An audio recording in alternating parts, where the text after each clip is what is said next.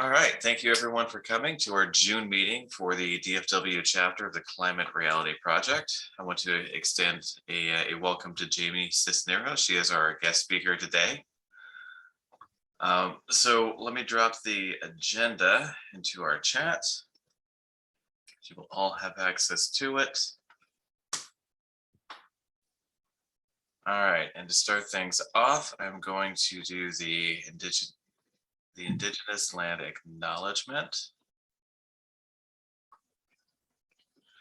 We at the Climate Reality Dallas-Fort Worth chapter acknowledge the ongoing harm caused by colonialism and white supremacy perpetuated in Texas. Indigenous communities have suffered genocides and forced removals from their lands. We recognize that we all are standing on land stolen from the Indigenous people, particularly those of the Kickapoo, Wichita, Tawakoni, Jumanos, Comanche in the DFW areas. We are committed to cultivating mindfulness around the history of Native lands and communities through continuous education, participation, and active listening.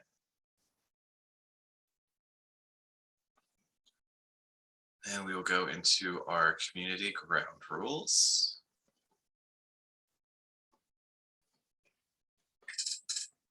As we conduct our meeting, please remember to make space or take space. Limit your comments to 2 minutes each so everybody has time to speak. When you speak, speak from the I perspective instead of generalizing. Practice active listening and seek to understand. Assume everyone has good intentions. Respect one another's space, time, and interest. Be willing to be uncomfortable. Be open to productive discomfort. Remember that an intent does not negate impact. Disagree without discord. Personal attacks and labeling have no place in our chapter. And recall that, accept that there is no quick fix to the issues that we discuss. All right, and I believe Beth has an opening for us with the creatives group. I will turn over to Beth Bando. Thank you. And we turn our focus to our breath, as always. Noticing the rhythmic nature that is found all throughout nature, the inner and outer nature.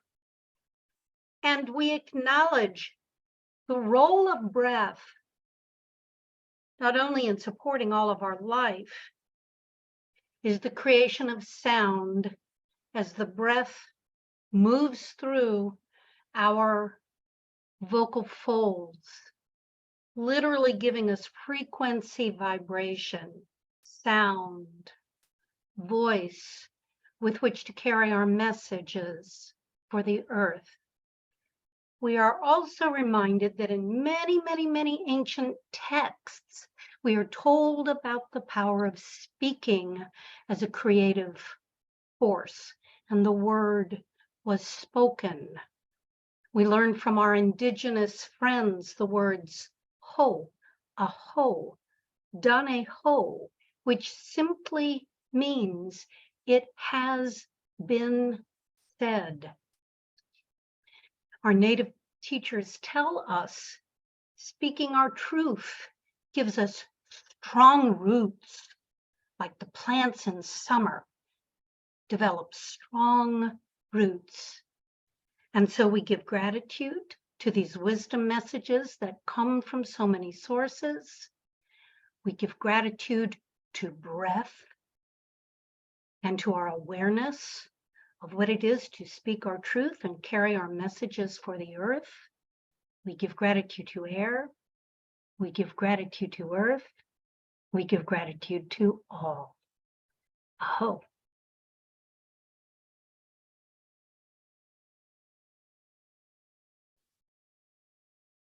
Thank you, Beth. That was very pleasant.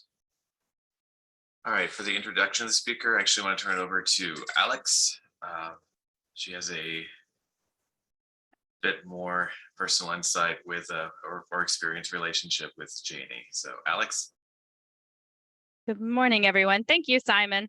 So, we've been kind of partnering with Singleton United for a while, so you've heard me give pretty routine updates on the status of things, but we really wanted Janie to be able to come and speak so you could hear directly from community members themselves, and Janie is speaking on behalf of them and on behalf of the work that she's doing with Singleton United. And she'll give you even more information in her presentation. But long story short, Singleton United, and I'll read your bio in just a second, Janie, but they're working on this campaign called GAFs Gotta Go, or GAFs, which has to do with a shingle producing factory located in West Dallas. And there's intersectionality of environmental justice, climate justice, all kinds of different things overlapping here. So super excited that Janie is here. Thank you so much for taking time out of your super busy schedule, Janie, because I know you're just like flying around all over the place all the time. So it's amazing that you're here, and we're so grateful that you're here, and hopefully get to continue building this relationship that our groups have formed. But now I'm going to read her bio. So Janie Cisneros leads the new neighborhood association, Singleton United, or Singleton Unidos, in West Dallas. When was the year anniversary? How long has it been, Janie, since Singleton was formed? We started September 2021. Yeah, so almost 2 years and going strong. She is very passionate about helping and empowering her community, and I can personally attest to that. I've seen her in action, and she is amazing. And she serves as a fighting voice against environmental racism. In September 2021, Janie and her group launched GAFs Gotta Go, or GAFs, and the campaign, whose mission is to remove Dallas County's largest sulfur dioxide and particulate matter 2.5 polluter, the GAF asphalt shingles manufacturer, from the heart of her neighborhood. Janie is determined to help improve the health of her community, and that starts with seeking environmental justice, and it starts with leading the fight for clean air to breathe. So again, thank you so much, Janie, for being here. I'm super excited to hear you. You're always an amazing person to meet with and talk to. So I'm gonna turn it over to you. Take it away. Thank you, Alex.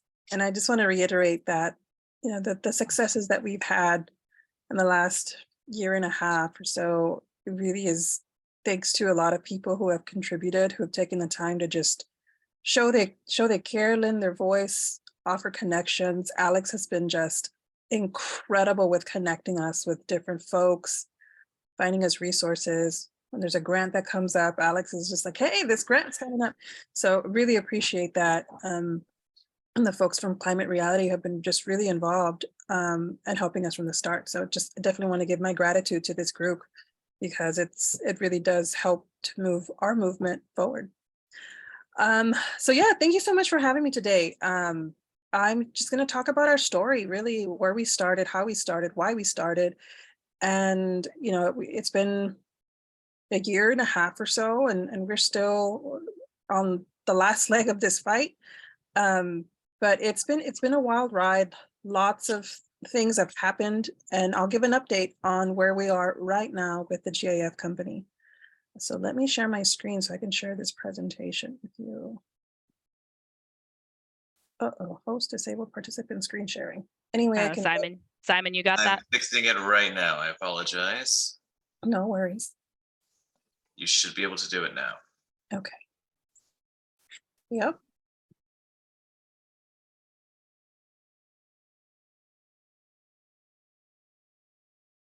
All right, let me start this slideshow.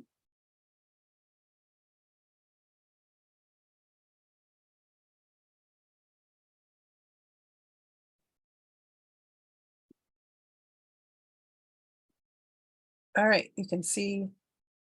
Okay. You're good. Great. All right. This is who we are. The leadership of Singleton United Unidos, Ruby Ross, Dolores Burns, Marlene Rodriguez, myself, Jose Rodriguez, Alberto Bravo, and Angel Garcia Don Juan. We are residents who live all around the GAF asphalt shingle manufacturer. And we all care very passionately about our community and improving it and creating a vision for it, because our specific community in West Dallas, our neighborhood, has been neglected for just far too long. That's pretty much our mission. We want to advocate for a safe neighborhood. We want to remove industrial polluters from our neighborhood. We want to create really safe environments and really just get what we deserve.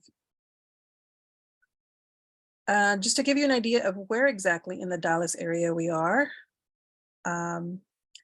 This over here is the entire of West Dallas, and we are right central in the middle.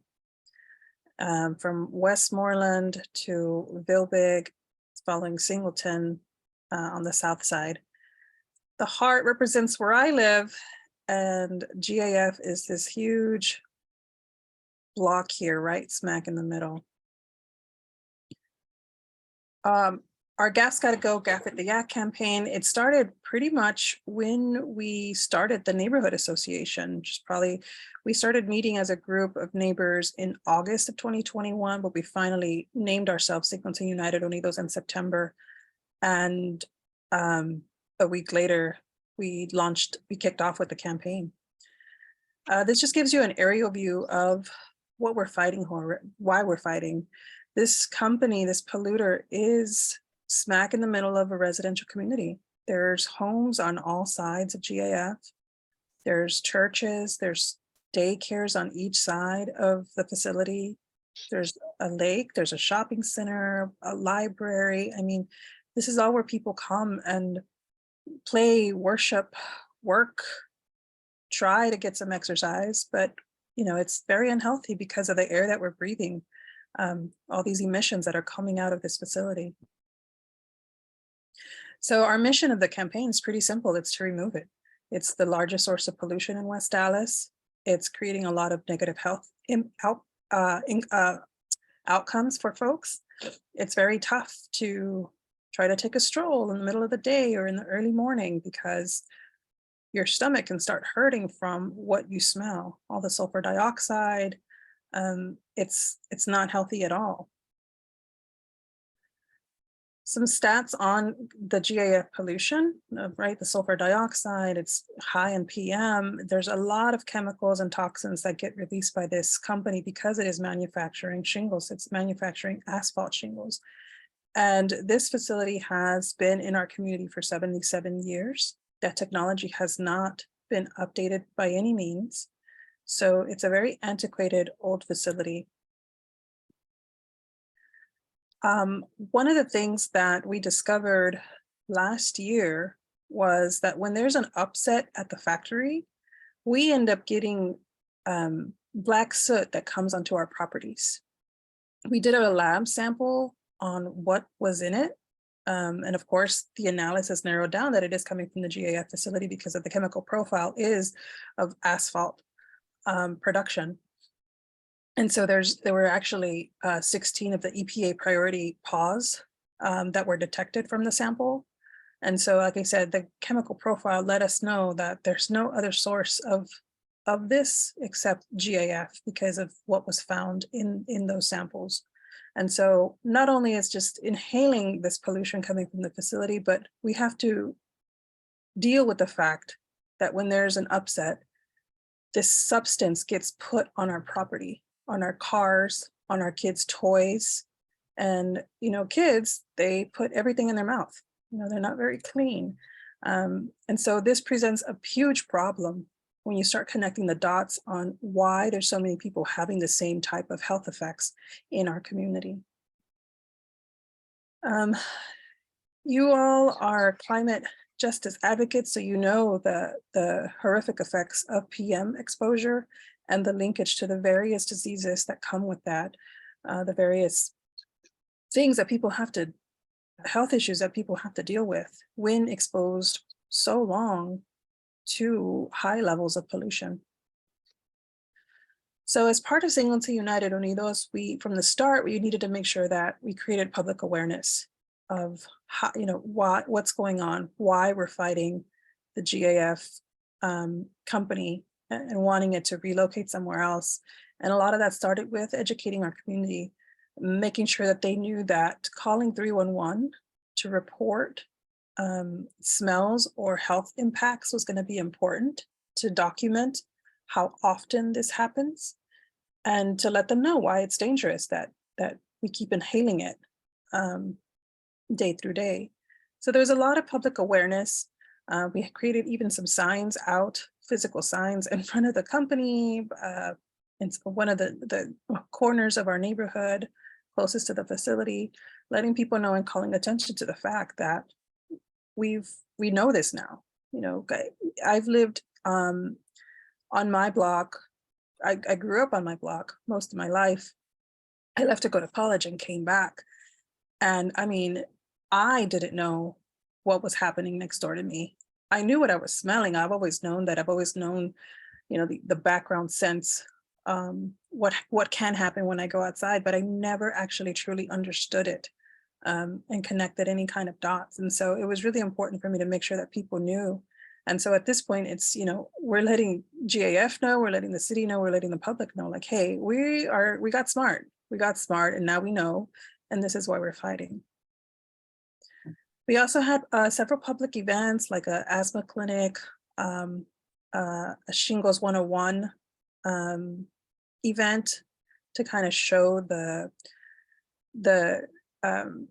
what happens when a facility is manufacturing shingles, what it entails, the emissions that result from that production, and then ultimately what happens when we end up inhaling it. So that was a really great partnership. We had a really great turnout for that event, just to find out, well, what is happening next door to us, what has been happening this whole time. With the help of a toxicologist who came to this event, there was a lot more, again, public awareness about why we should be really concerned about our health, because ultimately when we get pretty sick, it leads to costs, right? Costs of lives, costs of shorter lives, costs of healthcare that's needed to treat the symptoms that come and the illnesses that come from this.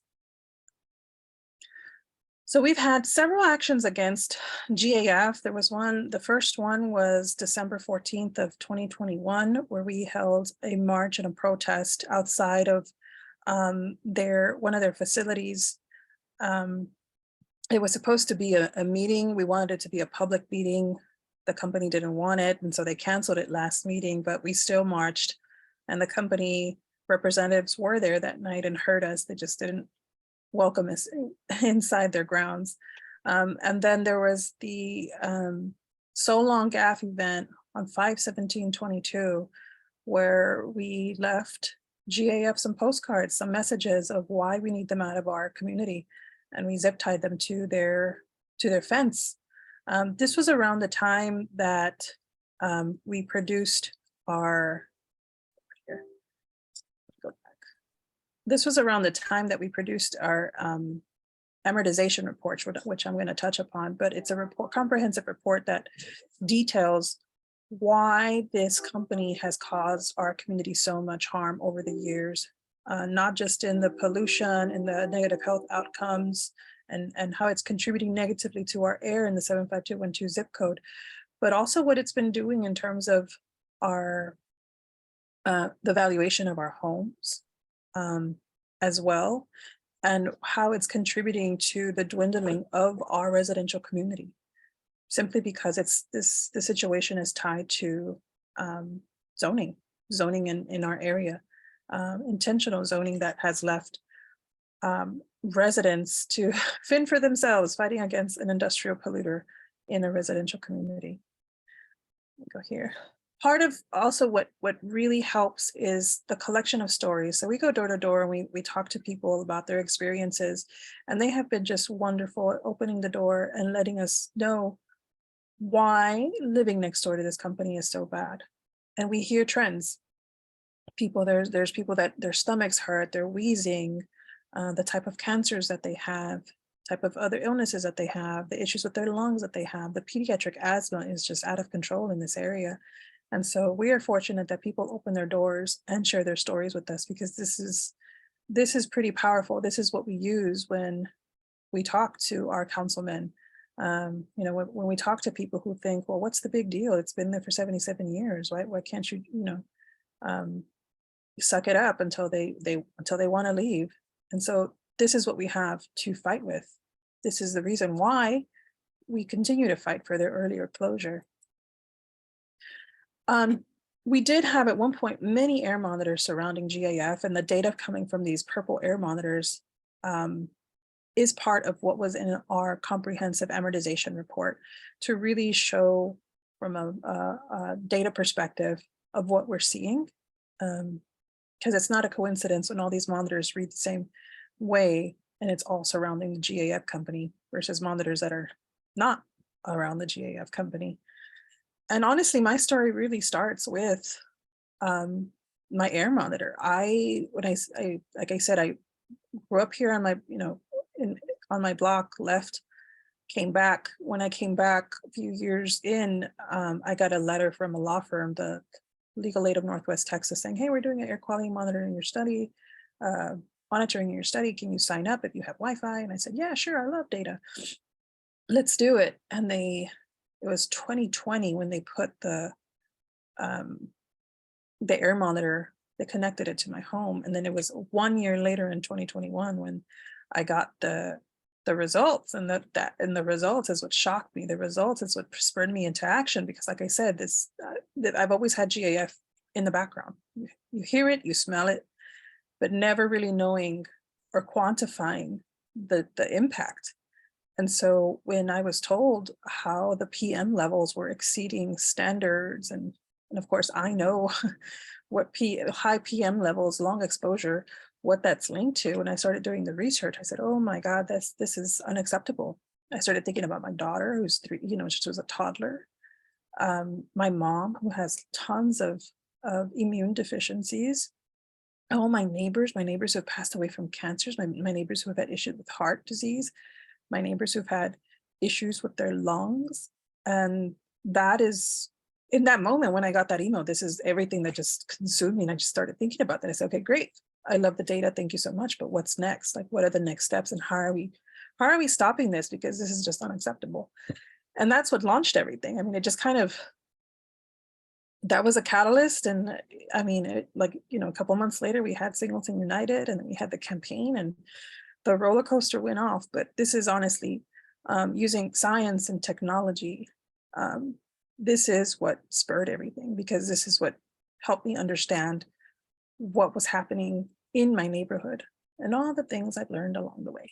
So at that point in time, we were like, hey, the city has a tool, it's called amortization, and it's a way for the city to basically kick out these types of polluters who are non-conforming, especially if they're causing adverse impact to an area.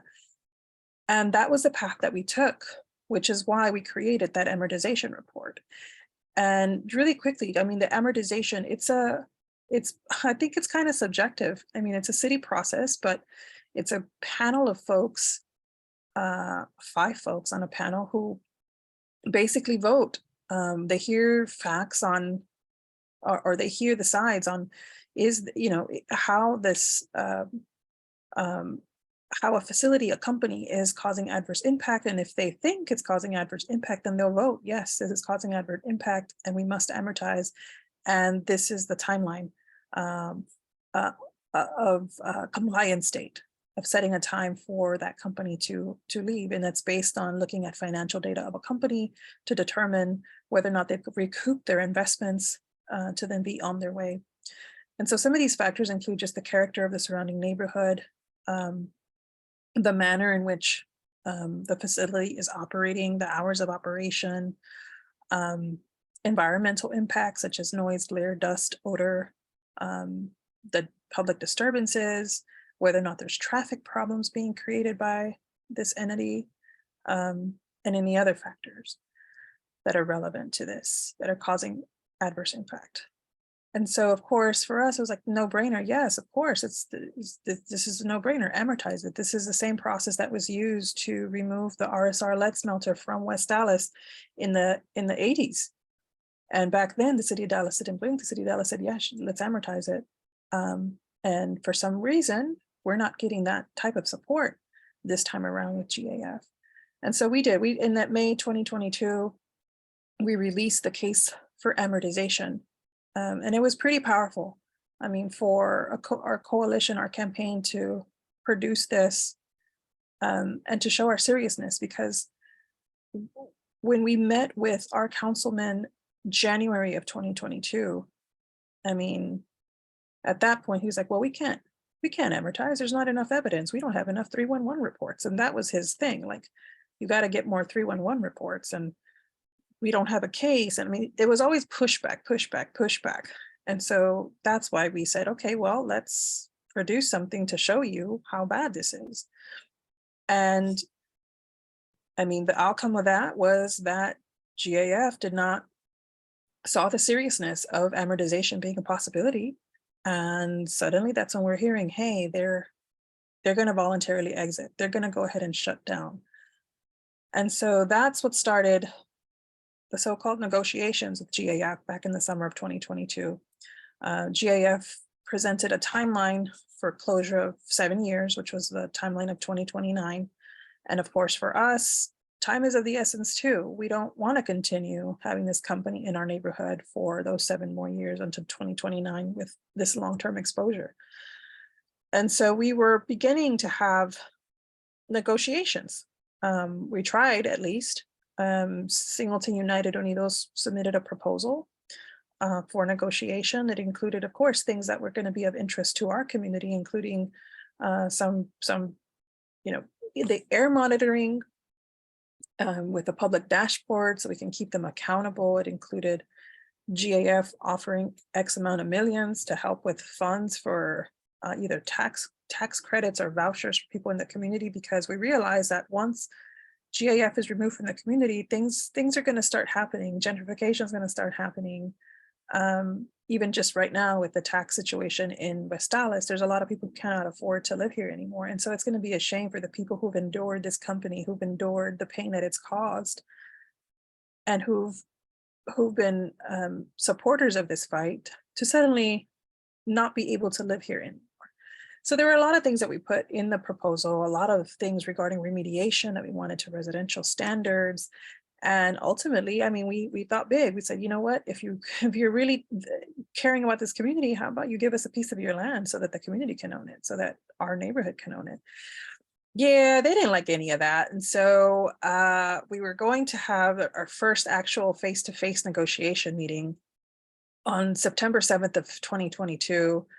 And as opposed to giving us feedback or any sign of anything, they just went ahead and decided they were going to quit negotiating with the community, not talk to us. And they sent that message through our councilman, Omar Narvaez, who informed us that meeting that was scheduled with them was canceled.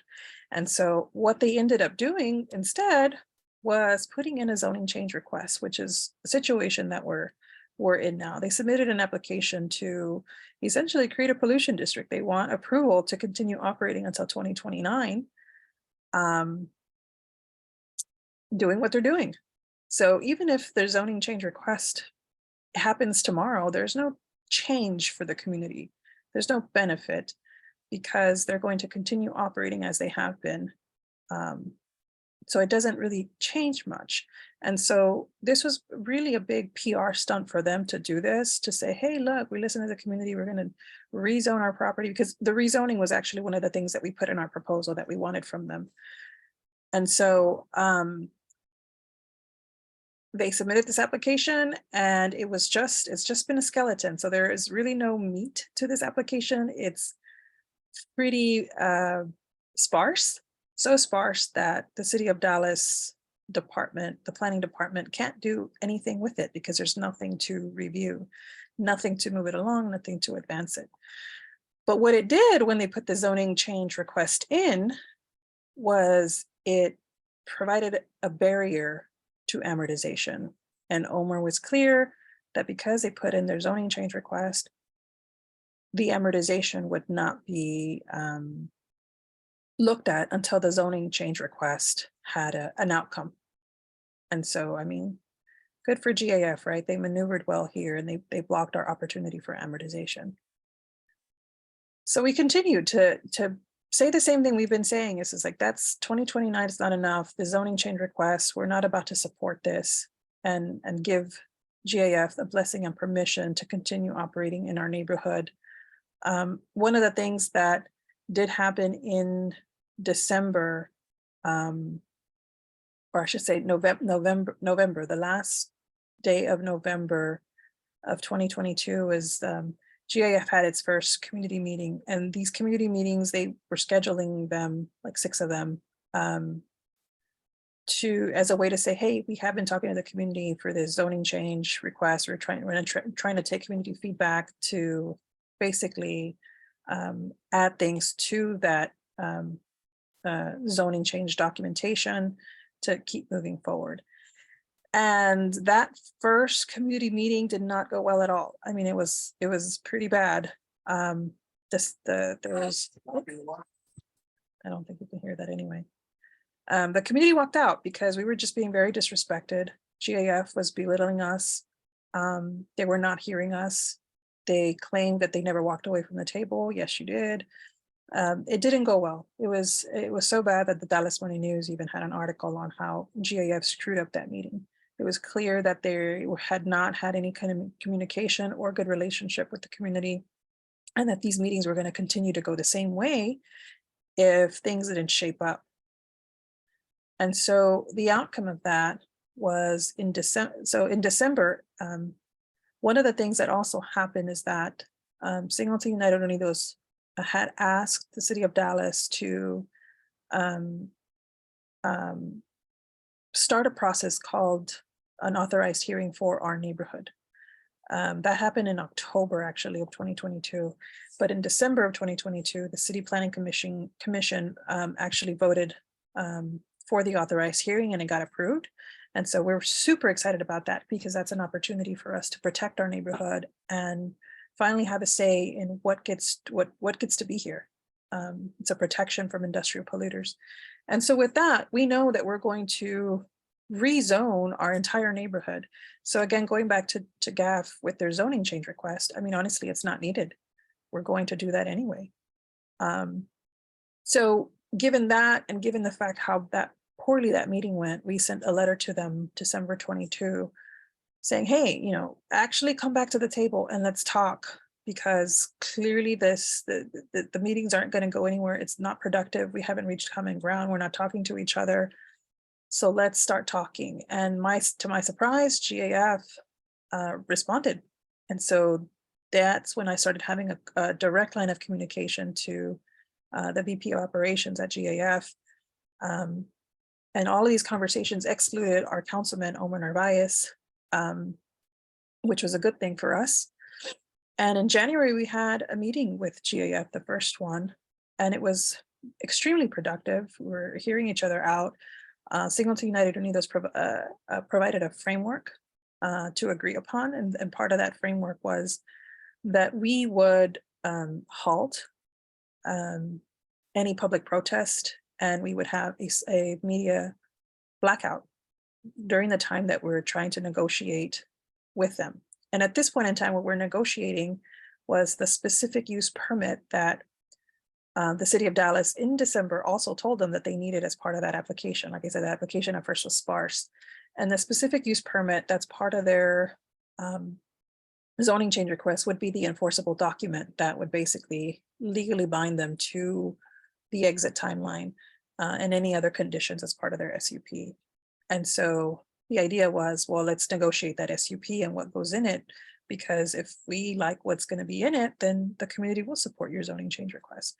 And so that was our tactic, and that was our frame of thought. And GAF agreed. They liked the framework. They said, yes, this is something we can work with. Let's continue our conversations. Now, mind you, part of that was negotiating the timeline. So when we met again on March 2023 with GAF, all the cards were on the table, and we were totally shocked, because at that point they didn't have anything in writing, but they were very clear about how the timeline will not be moving, that the timeline will not be moving. And they were pretty adamant on that. And what was even more surprising was that they came with a list of how they're already done so much for the community, including that they're voluntarily leaving, that they're working on the reduction of emissions. And so they pretty much said, we've been doing a lot and we haven't gotten anything in return. They really did paint themselves as heroes. And I mean, I was just blown away, like, wow, this is interesting. This was, I've never been in this kind of situation with, $3 billion+ company, and how they think about the community and their efforts. And we made it pretty clear then. I was at the meeting and I was pretty clear, like, if you're not budging on the timeline, we're not going to be supporting that zoning change request. We cannot. I made that clear in March. I made that clear in April on social media right before May, of why we were continuing to take our stance. And in May, we had another meeting with GAF, and they showed us their finally came with some sort of written documentation for their SUP. I do actually want to backtrack, because we did provide them an SUP to work with in January. We took a stab at what the SUP should look like. And so they had it. They, we also had provided it to everybody that's been involved in those meetings, including our planning commissioner, Deborah Carpenter. And so it was very surprising, May 2023, when they showed up with their version of the SUP, and it was extremely sparse. It was like half a sheet worth of documentation. And again, not budging on the timeline. And they didn't have a lot of the things that we wanted in an SUP to hold them accountable, such as, well, what happens if they continue operating and they go way over their emissions, what they're promising? Who takes accountability? The enforcing of the monitors. We want to know what the air pollution is like around the factory every day, and we want it publicly known. That was taken out of the SUP. We want remediation to happen. We want the site to be remediated to residential standards. That was not in the SUP. It was extremely sparse. And I mean, it was just, I continue to be shocked. At this point, I'm not shocked anymore with anything. And our stance continues to be the same. We're not going to be supporting the zoning change request unless that timeline is reduced. We do have a meeting with them actually on Wednesday. And supposedly they're going to come back after the feedback that was given to them in May with regards to that first draft. But I don't have any high hopes at all with that. So what this process is, this is a zoning change request, which means that it's going to have to go through 2 votes. It's the planning commissioner or the city planning commission vote, and then the council vote for this zoning change request with the SUP. And of course, through those votes, the community voice is going to be very important on how the community either supports, is in favor, or opposes that application. So let me continue here. And just along the way, we have worked with several elected officials, different departments, including the EPA during this journey, because there's just been a lot of trying to figure out the landscape of all of this, and who can help and where, and who can do what. And of course, media has always been a huge help with us, just spreading the word, spreading the message, and where we're at in our journey, and creating that awareness that we need so that we can get people to support. I think and here are the organizations, including Climate Reality Project DFW, who are a part of our campaign. And like I said, just been super instrumental in helping us whenever we have an action, when we need to get some content out in social media, and just really helping when it comes to brainstorming our strategies and our tactics and what we're going to do and when and what kind of timing. So super grateful for people who have taken the time to assist and show support. It really does mean a lot, and it makes a huge difference. And I'll stop there to open that up for questions. I do have other slides if people were more interested in like why this is a huge zoning issue and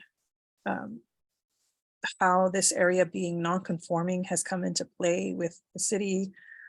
If you wanted to see that, there's also been another project that some students in high school have done for us with regards to reimagining the GAF site of what could be there, to kind of show you the North Star of what we'd like in place of GAF. But I'll stop here just for questions, but if you do want to jump into any of that content, we can do that too. Thank you, Janie. And Michael Lynn is going to have our first question. Have you had communication with Brett Walter, who is the person who developed Climate Action Now? Because I think they may have a capability to upload the different emails and addresses of city commissioners and influential parties. And you can get students at a college, et cetera, to have an action party and literally flood them with letters and emails saying, you've got to address this situation. Having sat on the board of a crushed stone company like this, all communities are pushing these kind of organizations out of residential areas. And yes, it increases their costs because they got to pay more for transportation, but demonstration is what makes a difference to the board of directors. I would also suggest you may want to, in those contacts, include the board of directors of the company, the CEO of the company. You may want to have demonstrations at their headquarters in New Jersey, working with Climate Reality. That will affect them. They do not want, and if you go read what they say on their website about communities, their greenwashing effort is what they do for communities. And it is, we roof houses after storms, right? But they talk about building resilient communities. So attacking them on the basis of their greenwashing, demanding their board of directors respond to ESG reporting requirements, and organizing it with the groups on the slides you just showed us to send them emails and letters. If you can get hold of their information, and there are rules about this, right, about how you do it.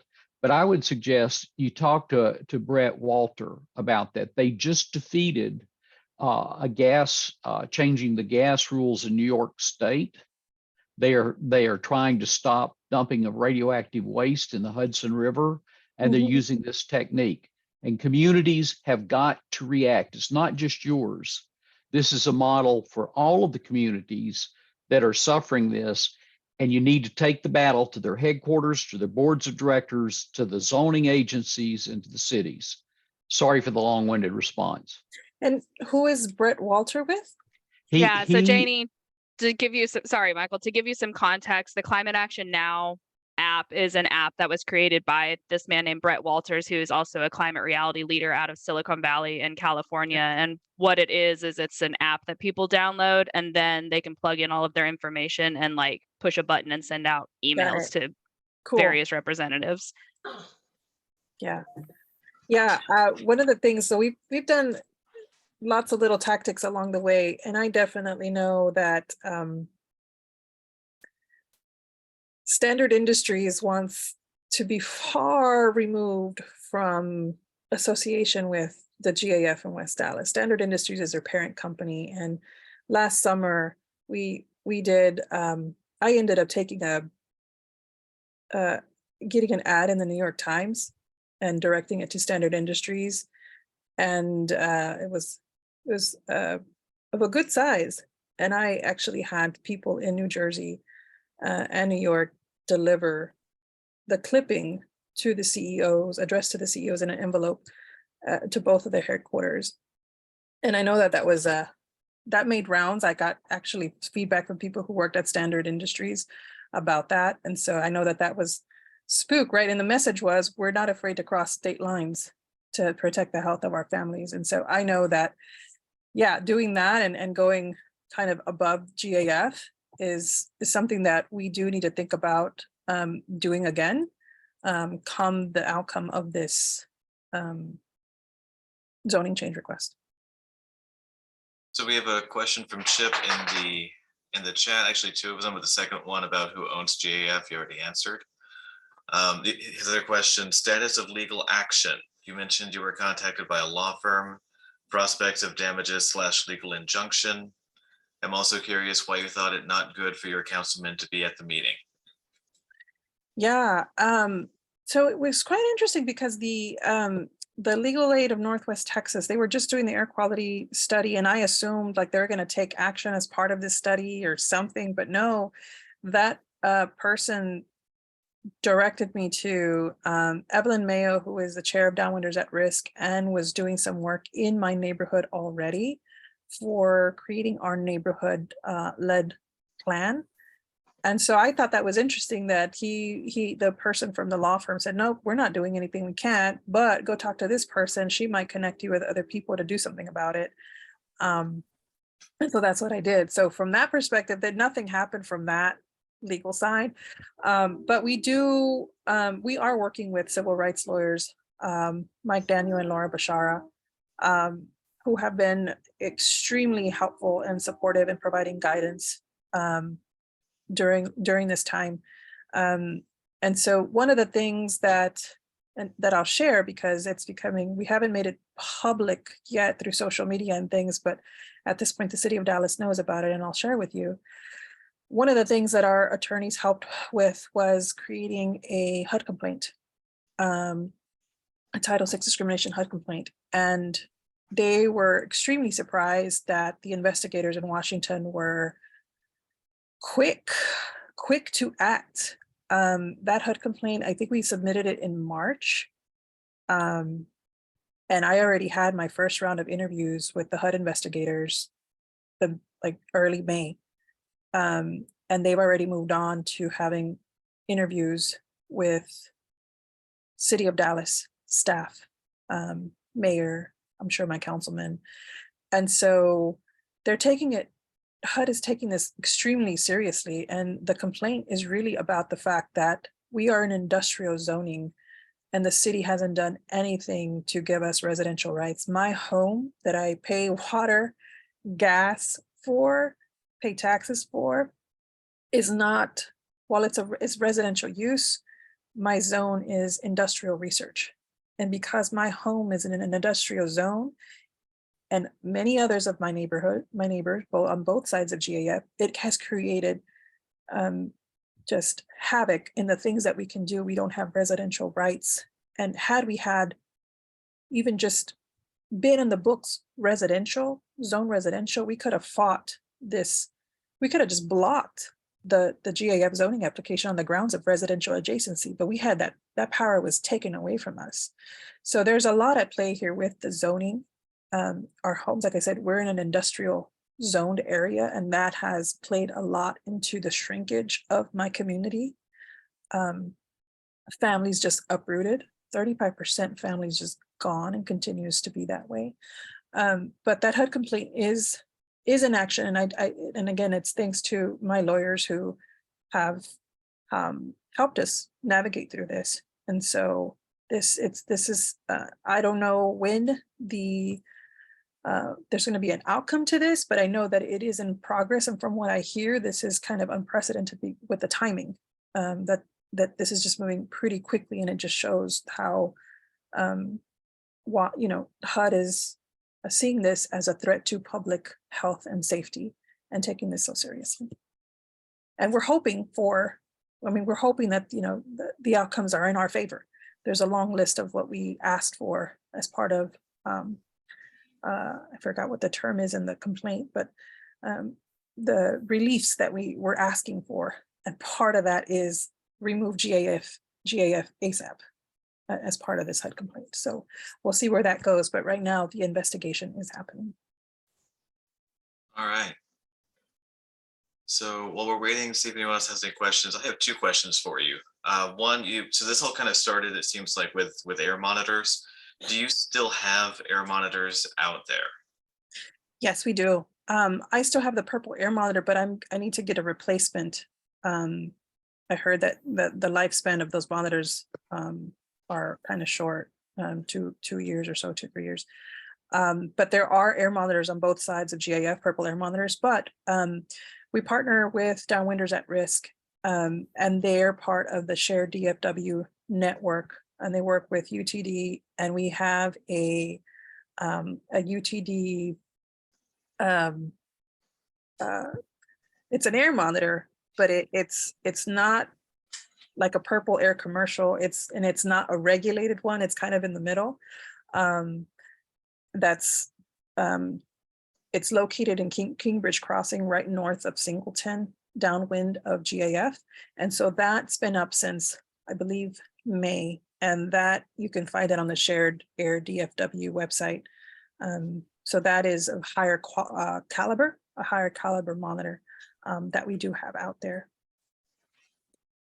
Beautiful. Do Oh, you As have a, go ahead, Sorry. Janie. I was just going to quickly, because I failed to answer the question before of why it was beneficial for Omar not to be part of the meetings, because the entire time that we were trying to negotiate the first time around, Omar was a facilitator. He was the go-to person. We couldn't have a direct line of communication to GAF. And those meetings lacked leadership. He was not a leader, he was not a great facilitator. That's not his strong suit. There were a lot of mixed messages, wrong messages, and it created a lot of unnecessary tension. And the way he does business is just, it's an atrocity. So having direct line to GAF, I got direct answers from them, even just finding out how there were certain things that Omar told us along the way that were untrue.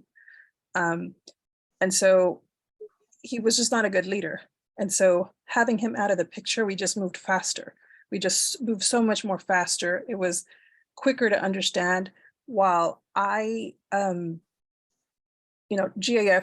the person that I speak to from GAF, I mean, I know he's protecting his company's interest. That is his job. That is his role.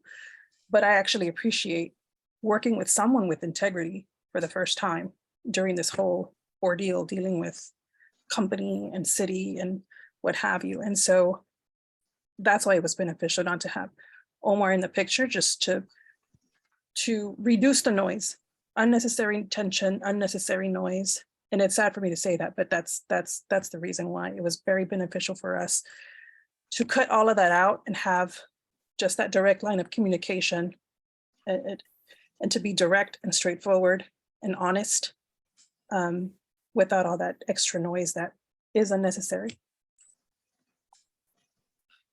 We have 2 more questions in the chat, unless Alex has something. I was just gonna give context to the shared air DFW. There's a physics professor at UTD who, in I think it's a postdoc student, builds air monitors that are more affordable, but also, like Janie said, of higher quality than purple air monitors, which sometimes the EPA, long story short, y'all, sometimes the EPA does not buy into purple air monitors because they're not calibrated the way that they want them to be. So you get into, some fights about that. But I think Mike had a question in the chat. Yeah, so Tip and Mike. So the first looks like a short answer. The air monitor has been up since May of this year or May of last year, 2022. This year. This year, okay. And then Mike's question, has GAF made any attempt to reduce the particulate matter, install new technology, etc.? Not installing new technology, but they have reduced their emissions. They have, they claim that they have, and that's part of what they're using as, like, this is why we're heroes, or we're doing so great. They have reduced it, but it's not out of the kindness of their heart. They had to. They're being scrutinized. One of the things that they did, one of the things that happened with the amortization report as well, soon after, so GAF was applying for their Title V air permit, and the EPA was reviewing forgetting the state, TCEQ, their approval for the permit. And so EPA was reviewing it. And EPA in August of 2022, I believe it was August of 2022, they came back and basically said no on the grounds of environmental justice. And they even cited some of the stuff from our amortization report. They were just like, no, we can't approve this permit because you have to do X, Y, and Z, and these emissions and the adverse impact that it's causing. And so it was a huge win for us. I mean, we were just super excited that, like, this made history, right? That EPA was stepping in and doing their role. And so again, GAF made a little maneuver there. And what they did was reduce emissions enough so that they were no longer under the jurisdiction of EPA for that Title V permit. And so they no longer need it. And so, yes, they have reduced their emissions. And some of the outcome of that was that EPA can no longer actually step in to help like they were. And GAF does not have to comply with those things that the EPA told them that they needed to comply with. So there's that. So yes, emissions have been reduced, but I mean, it's all relative, right? They're still the biggest polluter in West Dallas. They're still, you know, even if they've reduced by whatever ton, there's still lots more tons being kicked out into the air. Like, even though they've reduced that emission, we still have the adverse impacts when we go outside and we smell this stuff and when we inhale it. And so there is no safe level of PM pollution. And we know that there's, even at low levels of PM pollution, there's linkage to all kinds of negative health impacts. And so that's why we're very adamant of not just saying, they say, well, Janie, why aren't you grateful they're leaving? Yeah, but in 2029, and we're still inhaling this stuff, and it's still long-term exposure. And you're telling us to continue just to accept being a sacrifice zone, and we're not going to do that. Yeah. And to give everybody perspective, Parkland's, the county hospital, did a study a while back and basically showed that Janie's zip code, the life expectancy there is, I want to say 8 years below the Dallas average and like 10 years below North Dallas's life expectancy. So there's a very drastic public health issue going on there. It's 75212, right, Janie? Yes, yes. All right, Janie, you did share some potentially sensitive information with us about how usually what happens is our general meetings go up on our YouTube channel and they're available on website within like a day. So do you need us to not put that portion online? By when do you need the answer? By later today? Let me just double check, because like I said, it's not, we just haven't made it super public, but okay. It's because it's an automatic feature, but we can intercept it. Pradeep can talk more about it. Yeah, it's there is a slight manual process involved, so I can wait until your answer. No worries. Yeah. Okay. It doesn't have to be today, even tomorrow, day after, that's fine. I'll wait until you confirm one way or the other, and I will put it up on the website. Okay. Awesome. Thank you, Pradeep. Thank you for checking, Simon. Yeah, we don't want to hurt your cause. You've been on a roller coaster already. We don't want that to. Thank you. All right. So I think that's about. I have one question. Jenny, so my question is not specific to so the activism you're doing, so to get rid of gaps, but in general, shingles I have, so since I knew about Shingle Mountain, it's the biggest, concern for me, so using of shingles. And now my 6-year-old roof, I need to replace. I'm trying to look for metal alternatives. There are so many, so red tape to, so get them on, so first they're expensive. HOAs does not allow them. There's so many issues that are going on to, so go to some alternatives. With every roof I see out there, almost every roof is shingle roof. So these companies will make, so more and more money when there are natural disasters storms. Every year, even though my roof is 25-year warranty, I got to change in 6 years, sometimes even 3 years. So they keep so there is so much demand that feeds into their so what you call a revenue, and they'll become more and more powerful. Do you know about any industrial shift in terms of moving to something greener for shingle alternatives? Yeah, and I wouldn't be able to tell you the specific the names, but even GAF, not this factory, but they do have greener, not even the solar shingles, but there are other greener shingles that they even make, but not here. But there's also, I'm trying to think of what the lines are that I've seen where they are moving away from the ones that are produced here, and I can't remember the name of it. But yeah, you're right. I mean, even just one of the businesses that's in my neighborhood, he had to replace the shingles on his roof. And I mean, God bless him. He was just like, the GAF ones would have been a lot cheaper, but I had to pay X grand more to not get the GAF shingles. And I mean, I can even ask him what he got, but he looked into it because he's also it's a landscaping business. And so he does care about the environment.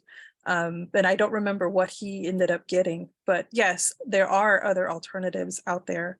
And one of the things that I just want to make clear is that, we've never been like anti-business. Like shingles need to get made, right? Shingles need to get made, but they just don't need to be made next door to me. And there are other, like GAF has a facility out in Ennis with great technology, so great that like it's the fraction of emissions that it is in West Dallas, right? The difference, one of the big differences is that my neighborhood is Black and Latinx community and the one in Ennis is white. And did they consider shifting to what you call manufacturing a better alternatives in this location? Was this part of conversation? They really couldn't. I mean, ever since even when they had the Title V hearing, the Title V permit hearing, they continuously say our technology is good enough for this facility. They were asked like, why don't you, have install scrubbers and things like that? And they said, no, our stuff is good enough, good enough, good enough. This facility is grandfathered in, so they don't have to change things. The problem is that if they do change and upgrade, that does kick them out of a certain status that they have right now, the certain privileges that they have. And so I'm sure that also factors into the fact of why they haven't upgraded their technology, because when they do that, it changes their status. So it's more convenient for them to not do that. I had really quickly in December of last year, there was a big, what looked like some sort of explosion coming out of the factory. And we were really scared. We were super terrified because I thought, this is it, I'm going to die tonight. Because I mean, there was just stuff bubbling out and I called 911. Long story short, turns out their asphalt tanks where they make the asphalt got holes in them and they had to just patch them up. And so this is what's happening at this facility where the tanks that they have, they get holes in them and they just go in and just patch them up. They don't get new ones. Just to give you an idea of how antiquated this place is. But it was quite scary that night. All right, thank you, Janie, for taking time to come and talk to us about this journey, this fight. Real quick, so if any of our members right now today wanted to do something to support you, what could they do?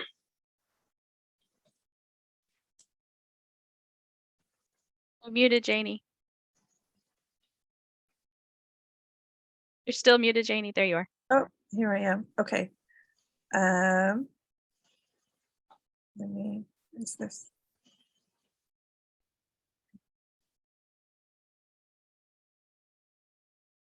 Stay tuned. Give me 1 second. Here we go. Oh, no, what did I do? I was going to share my screen, but as I was just saying, I didn't get to that slide, but we follow us on social media. There's opportunity to, like the gentleman said earlier about sending letters, in this case, letters to your council person about the negative public health impacts that is being created here in West Dallas.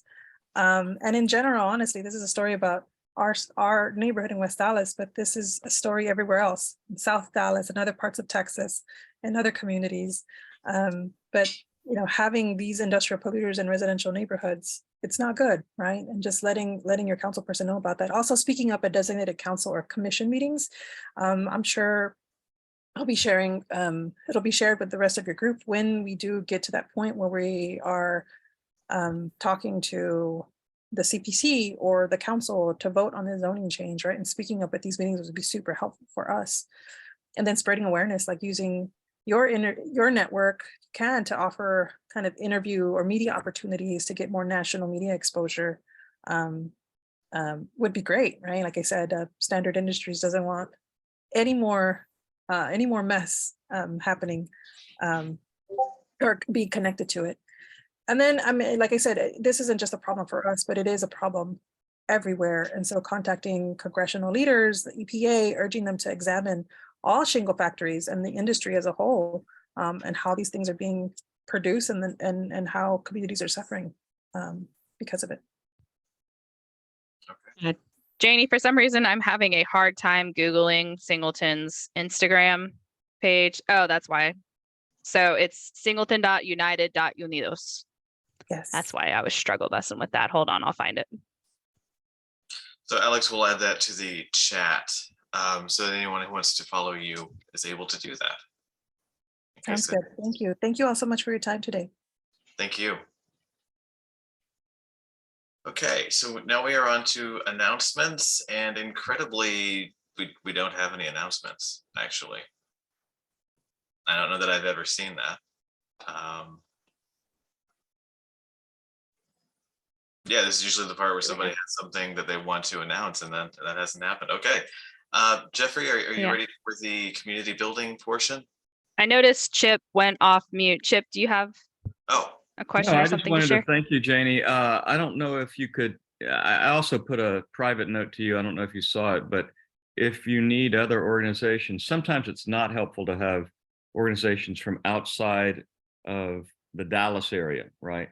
Because it then looks like a foreign-led effort. But if you decide you want some national organizations to join your list, that would be something. And they have their own social media, you know, like Amnesty International, ACLU, Prosperity Now, NAACP, you know, Latin organizations of various sorts. I mean, I think that it's worth, I'm sure you've already thought about it, but you know, there could be a way to enlist their help without making it seem like a foreign effort. But it's great to hear that you're doing this. And I put my mobile in there too. If there's anything I can do to help, you know, just feel free to give me a call. Thank you so much. Thank you. And we'll continue as things change. We'll keep doing what we're doing with passing down any information that Janie shares with the chapter as well for how we can support, especially for a grassroots-led organization. We really want to make sure that we're supporting you and not, you know, going rogue. All right, does anybody have any announcements? Can Janie, I mean, Janie, you're welcome to stick around, but I think you're free to leave if you need to, Janie. Yeah, I just wanted to tell Janie, thank you, but please let us know if there are any other actions. And people in Dallas, we should come out with you if we haven't already told you that. Thank you so much. Thank you.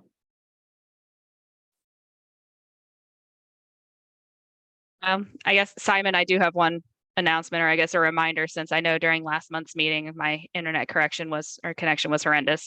But next month is my last month as vice chair. Still looking for somebody to help with specifically the newsletter. I'll keep writing those, but if anybody feels led to, you know, work on newsletters or feel, you know, some kind of way about putting memes and GIFs in emails, please let me know. But yeah, again, I'll still be around. I'll still come to meetings and stuff, but I will be located in the Galveston area. And I said all of my heartsy, sappy stuff last month, so y'all aren't getting that from me again, but love you all.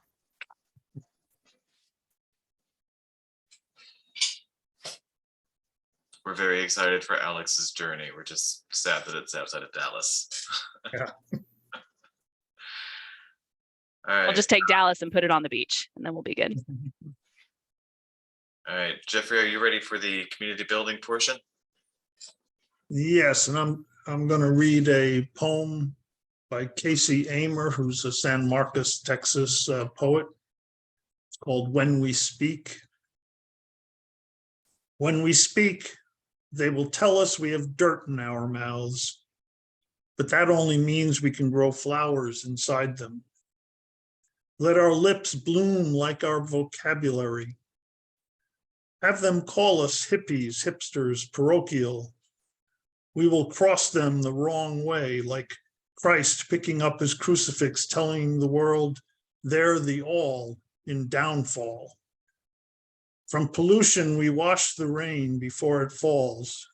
Shoot to win this 200,000-year arena match when Earth plays on home field, global warming batting last. If Earth used the golden rule, it would have burned down our cities centuries ago. Instead, gravity mocks us with rainbows made from missile smoke plumes streaming towards cities. So, while we have the chance, we must say something. Make kind remarks replace exclamation marks. Political ideologies with apologies. And instead of paying for war, pay forward kindness with a kiss on the cheek. Instead of huge wars, I want to see hug wars around people and trees with rings so deep we'd swear they're centuries-old worry lines. When we burn a forest, we feel we control hell itself. When we create matter from sunlight, we feel too much like God. Now we are doubting devoutfuls, stretched out in front of pews, praying for our world's resurrection. So while we have the chance, we must say something. When we speak, they should tell us we have sunrise in our mouths. Again, When We Speak by Casey Amer.